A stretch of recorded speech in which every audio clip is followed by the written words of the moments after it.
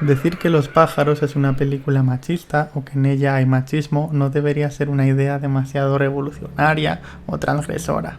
Al fin y al cabo es una película de 1963 y como la mayoría de películas de esta época, en ella se refleja la ideología dominante de cuando se grabó, que es principalmente machista. Quiero decir, eso sigue pasando hoy en día, así que con más motivo pasaría en el pasado.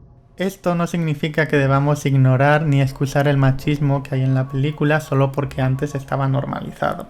Por mucho que algunos críticos defiendan una forma pura, entre comillas, de acercarse a las obras en la que nos quitamos nuestra época actual de nosotros mismos y nos acercamos a esa obra desde su contexto originario, esto es imposible. Todos tenemos nuestros sesgos y estos sesgos vienen determinados por la época en la que vivimos.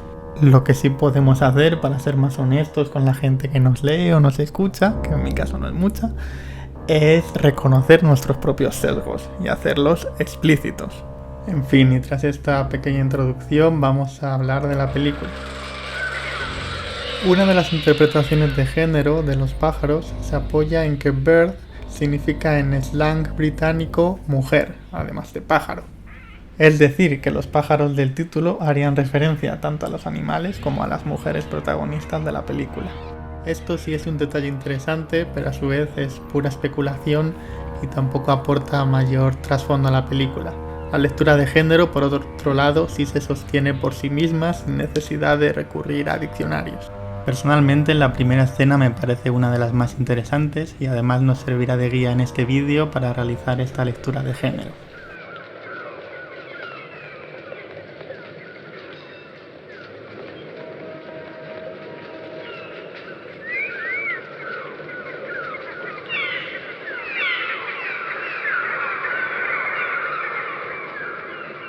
Vamos a verla otra vez más despacio.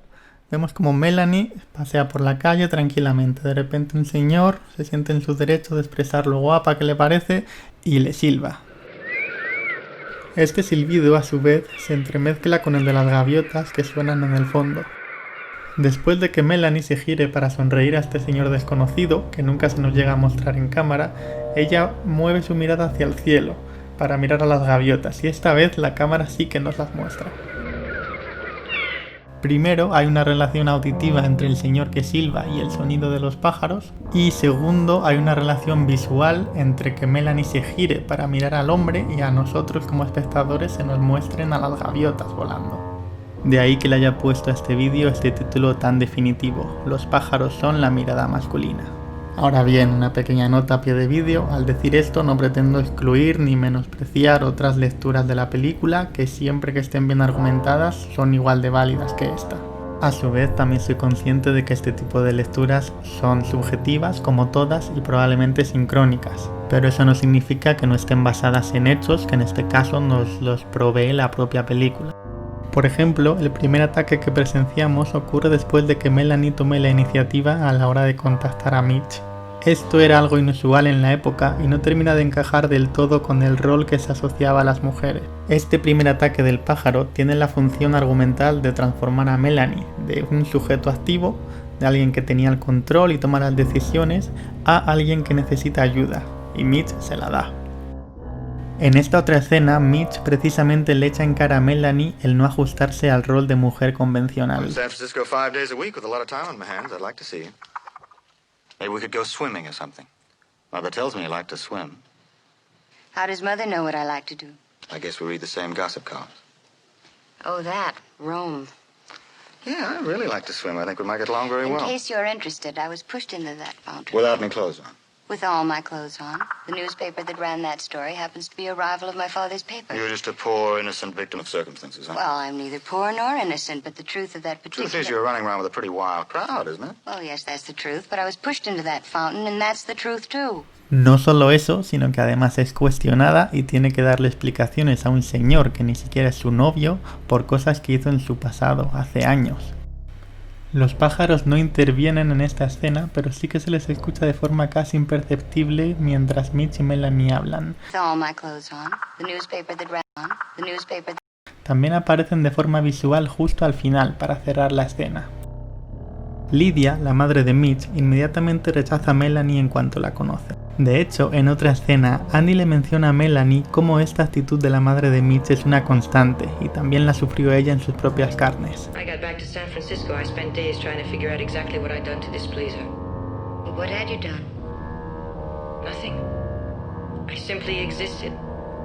La relación entre Mitch y su madre ya ha sido tratada múltiples veces a través del mito de Edipo, pero aquí quiero centrarme sobre todo en cómo Lydia afecta a Melanie. La animadversión de Lydia hacia Melanie comienza a desaparecer después de que la primera sufre un suceso traumático. En esta escena, Lydia descubre el cadáver de uno de los vecinos al que los pájaros le han sacado los ojos, lo cual por cierto es otra referencia al mito de Edipo. Justo después de esto, Lydia regresa a su casa y es Melanie quien tiene que cuidarla.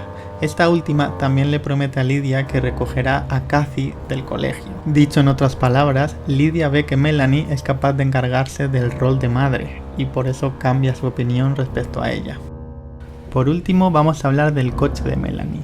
Recordemos que fue lo que ella usó para venir desde San Francisco a Bodega Bay. Siempre ha sido en la película un objeto que proporcionaba a Melanie agencia, voluntad e independencia. Después de que Melanie y Mitch encuentran el cadáver de Annie, estos rescatan a Kathy y deciden huir juntos en el coche de Melanie.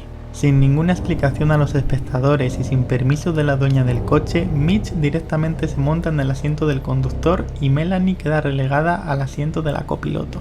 Los pájaros van asfixiando poco a poco a Melanie de dos formas distintas, físicamente a través de todas las agresiones que vemos en la película y simbólicamente mediante su adherencia a todos estos estereotipos misóginos que van quitándole libertad y voluntad. El último ataque de la película, en el que los personajes protagonistas esperan el ataque de los pájaros, es ni más ni menos que la casa de la familia Daniels. Melanie, recordemos, solo vino a Bodega Bay porque quería tontear un poco con Mitch y conocerle quizá. En cambio, en esta escena ya la encontramos completamente absorbida y asimilada en el núcleo familiar. Será con el último ataque de los pájaros, que también sucede en casa de la familia Daniels, con el que Melanie pierda sus últimos atisbos de voluntad. Tras ser rescatada por Mitch, nos encontramos a una Melanie indefensa, incapaz de moverse y de actuar por sí misma. De hecho, es Mitch quien la retiene y quien la sujeta, y posteriormente serán Mitch y su madre quienes obliguen a Melanie a salir de la casa. En la escena final, de nuevo, los protagonistas utilizan el coche de Melanie para escapar de los pájaros. Esta vez, en cambio, Melanie ni siquiera viaja en el asiento de la copiloto. Ella va en el asiento de atrás junto a Lydia, quien la acaricia como si fuese su propia hija. She's not afraid of losing Mitch. She's only afraid of being abandoned. Someone ought to tell her she'd be gaining a daughter.